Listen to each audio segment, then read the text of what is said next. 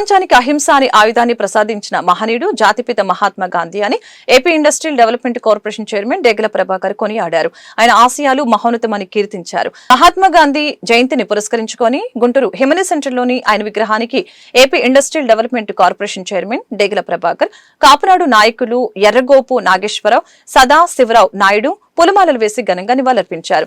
ఈ సందర్భంగా వారు మీడియాతో మాట్లాడుతూ మహాత్మా గాంధీ జీవితాన్ని, ఆయన దేశానికి చేసిన సేవలను ఆవిష్కరించారు. ఈ రోజున జాతిపిత మహాత్మా గాంధీ ఈ రోజున మేము అందరం కూడా స్వేచ్ఛా స్వతంత్రాలతోటి ఆహ్లాదకరంగా హ్యాపీగా ఈ రోజున అందరం కూడా బాగున్నామంటే పండగ వాతావరణంలో మరి అందరూ స్వేచ్ఛా వాయువులతోటి ఉన్నామంటే ఆ రోజున మహాత్మా గాంధీ గారు ఇచ్చినటువంటి పిలుపు మేర వచ్చిన స్వతంత్రం.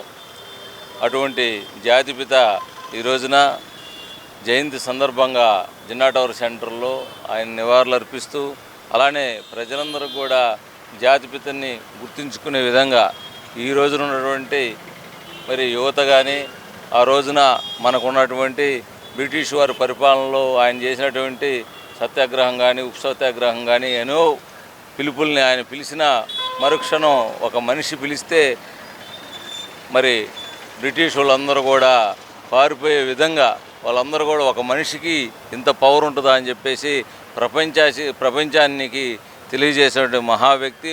అందుకనే మనందరం కూడా మహాత్మా గాంధీ అని పిలుచుకుంటాం.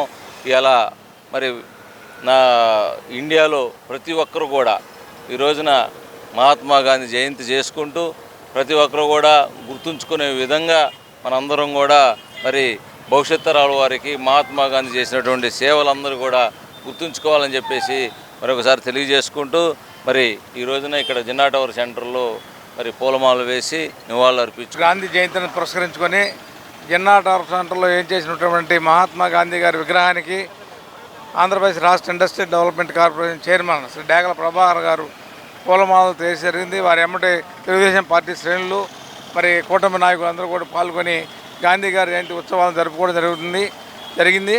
అదేవిధంగా ఈరోజు విజయదశమి కూడా కావడం వలన అందరూ కూడా విజయదశమి పండుగ వాతావరణం గాంధీ జయంతి విజయదశమిని రెండు పండుగ వాతావరణం జరుపుకోవడం చాలా ఆనందదాయకం. నగర ప్రజలందరూ కూడా ఈరోజు విజయదశమి శుభాకాంక్షలు తెలియజేసుకుంటారు.